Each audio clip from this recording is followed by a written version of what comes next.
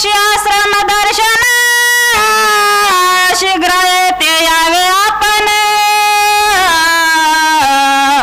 मग मी निवासाचे स्थान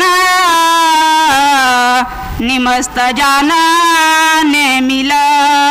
सुतीक्ष्ण ऋषी बोलू लागले प्रभू रामचंद्राला, हे सर्व जे काही अरण्य आहे दंडकारण्याचा तुम्ही सर्व विहार करा, सर्व ऋषीवर्यांची भेट घ्या. या ठिकाणी जपी तपी संन्यासी सर्व त्या ठिकाणी ध्यान धारणा करणारी मंडळी तुम्हाला भेटेल, त्यांचं सर्वांचं तुम्ही दर्शन घ्या, सर्वांची भेट घ्या आणि तुमचा विहार पूर्ण झाल्याच्या नंतर परत माझ्या आश्रमाकडे या, मी तुम्हाला योग्य ठिकाणी योग्य स्थान त्या ठिकाणी म्हणले काय करील दाखवील असं बोलू लागले. ऐकून ऋषीचे वचन श्रीराम सीता लक्ष्मण तिघी करोनिया नमन केले गमन दंडकारण्य. केले गमन दंडकारण्य. काय केलं म्हणले बघा, कुठं गमन केलं पण हे शब्द ऐकले आणि ऐकल्याच्या नंतर नमन केलं ऋषींना. हो पाठीमागे वय होत्या आमच्या विलास महाराजांनी आणि बालू महाराजांना तर काय 100ची स्पीड धरली होती. वा वा धन्यवाद बरं का. असं म्हणले स्पीड मध्ये आजच्यासारखं रामायण बालू महाराज याच्या अगोदर कवाच सांगितलं नाही, एवढ्या मोकळ्या म्हणाल बरं का, त्याच्यामुळे तुम्हाला धन्यवाद. आणि त्या ठिकाणी हे शब्द ऐकल्याबरोबर प्रभू रामचंद्र लक्ष्मण आईसाहेब सीतादेवीनं श्रीकृष्ण ऋषीला त्या ठिकाणी नमन केलं, साष्टांग प्रणिपात केला आणि गमन करण्याकरता पुढे गेले. लक्ष्मण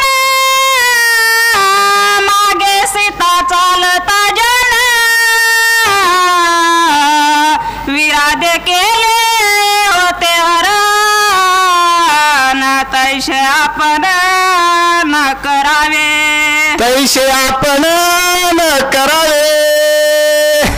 एक वेळेस ठेस लागली की दुसऱ्या वेळेस सावध व्हायचं लक्ष नाही बरं का, त्यांचंच नाव आहे लक्ष आणि मन. हा लक्ष्मणानं सांगितलं सावध केलं, भैया हा रामा जरा ऐका म्हणले, असंच पाठीमागं आपण चलत होतो.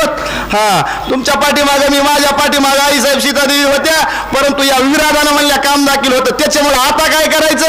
हा प्रभू रामचंद्र तुम्ही समोर, आईसाहेब सीतादेवी मधात आणि पाठीमागं मी राहील म्हणले रक्षण करण्याकरता, कारण व्रत धारण केलेलं होतं ना. हे लक्ष्मणजीनं सांगितलं, कारण अगोदर आलेला अनुभव बरोबर का हे कामाला येतो. तसं लक्ष्मणजीनं सावध केलं. काय बोलले पुढं, पुढे श्रीराम मागे सौमित्र मध्य गालो निघा सीता सुंदर वेगी निघाले सत्वर धनुधर महाबळी. धनुर्धर महाबळी. धनुर्धर होते, महाबळी होते. कोण होते? लक्ष्मणजी होते. समोर प्रभू रामचंद्र, पाठीमागे आईसाहेब सीतादेवी, त्यांच्या पाठीमागे लक्ष्मणजी थांबले. हे सर्व नियोजन केलं लक्ष्मणजी. म्हणले भैया प्रभू रामचंद्र रामा आता चालायला हरकत नाही. म्हणले मी काय करतो आता, डोळे तेल घालून होतो पण म्हणले बेसावध राहिल्यामुळे जे घडलं होतं मी आता ते घडू देणार नाही.